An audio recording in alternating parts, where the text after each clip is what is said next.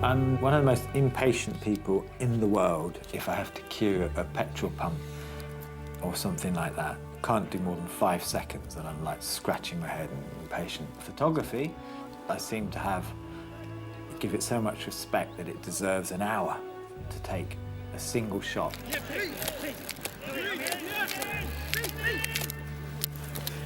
Get away!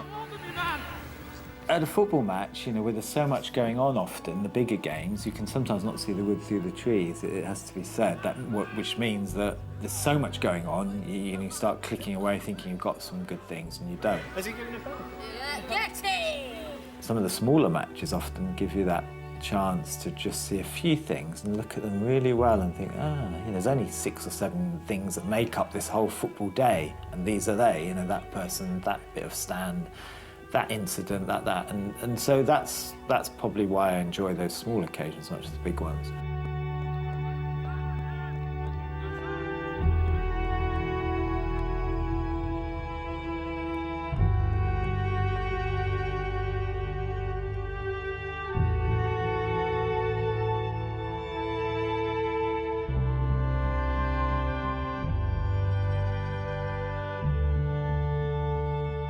I wanted to show something that was very inclusive, that was about a lot of clubs, a lot of people, a lot of fans, and I wanted to do it over a long period of time, partly just to prove my earnestness, my sincerity about the subject, not like sort of fleece something and move on to the next thing. I wanted to show, I could give this part of my life to just doing this almost every day.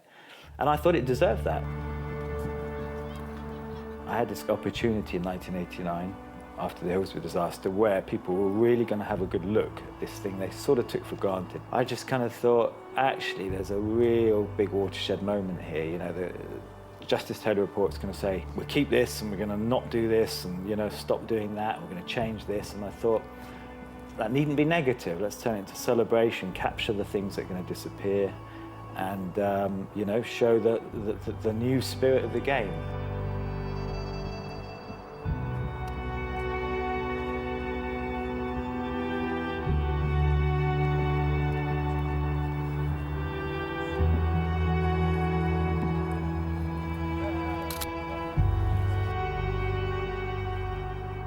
The title and that kind of nailing the concept, I woke like, the homes of football. It was like that, I dreamt it, it suddenly came to me clearly.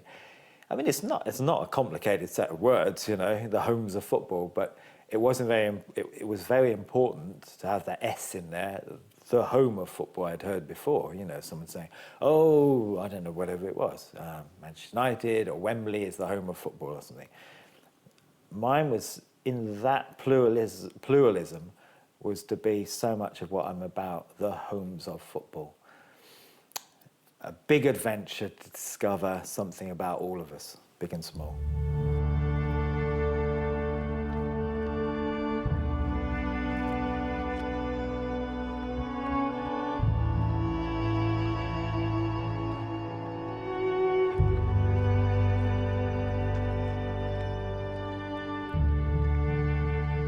The early years were like anything that's formative, a bit like the first kiss of a teenage romance or something. I just kind of went for it with eyes wide.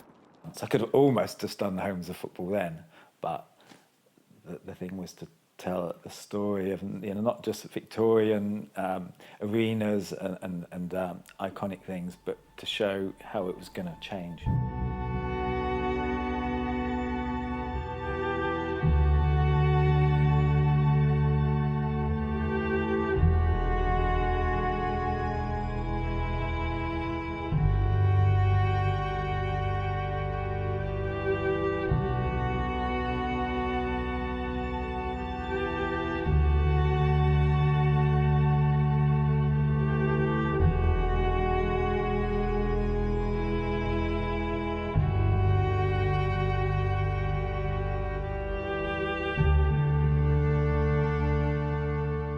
I kind of would often arrive a ridiculous hour. It might be 3 o'clock kickoff. I'd arrive at 9 o'clock or something outside the ground. And I wanted to be the first person there.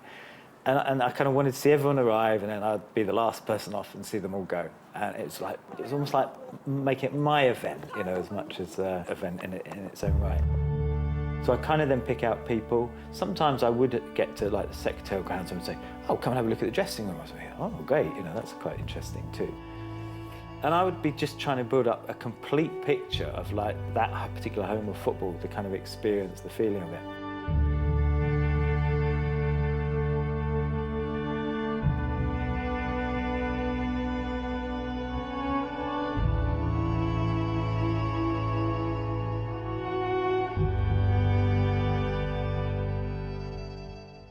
There was me with these transparency pieces of film, beautiful little things, you know, that you can touch, and they're not a digital file as everything is these days. There's something you could hold up to light and think, wow. I had loads of them, and I'd spread them all over the table and over the light box and up to the window, and I thought, yeah, but who's seeing these?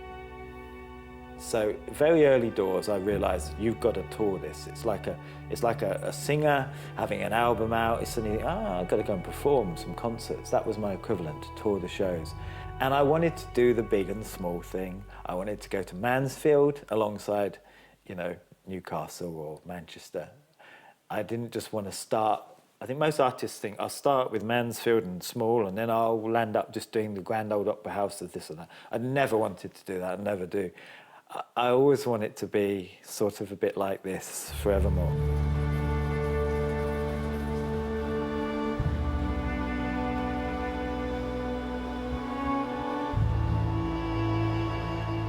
Having booked shows all over the place, you know, I didn't want to turn up at Mansfield, as I said. Then and people say, lovely, but where's Mansfield Town? So I always was then, a few weeks before the show, or months even, trying to get the content of that local team. So I was under a bit of pressure because sometimes, you know, it just doesn't happen. The light's wrong, the match is rubbish, the fans just go.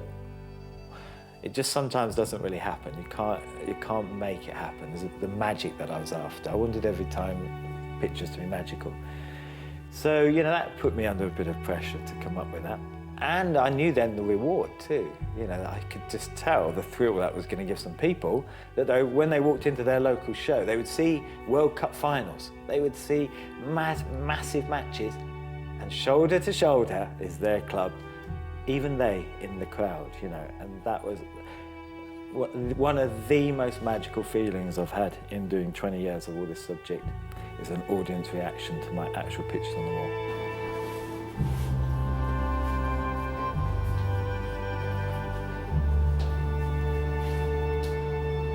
The thing to me was always, if it could photograph itself, if it could just tell the story itself without a kind of editorial line or anything, what would it want to say? And I'd look at something and think, you know, it's screaming at me emotion or colour or loyalty.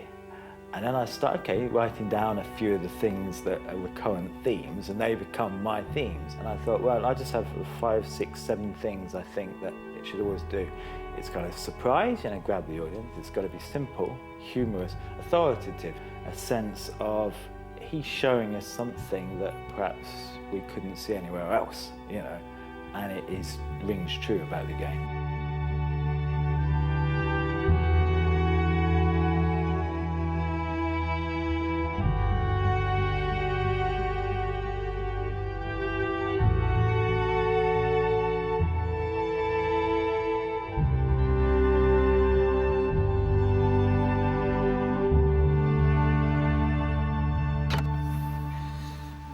I think when I set out to do 10 years, I think what I meant was that it would dominate everything I did for 10 years, and I would try and say all the major things that I wanted to say about the subject in those years. And you know, what is those things? It's loyalty and belonging and those sorts of qualities. Actually, I just feel like there's still a case for saying about loyalty, and there's ever more a case now. And you know, lots of the things that we take for, that we want to have, a sense of belonging, identity in that, we're having to question those again at the minute, certainly in the UK and all through Europe. Half the world is struggling to find their place. You know, even their family life's under pressure. So, back to the football thing. It brings something special out again. For at least 90 minutes or a couple of times where I can feel, you know, I belong. I I can feel special. I can get something out of this, and I can stand shoulder to shoulder with people, not feel isolated in my job and work and home. And I've got a kind of family. So it's really a special time again. So I'd be crazy to stop the subject when there's more need for it than ever.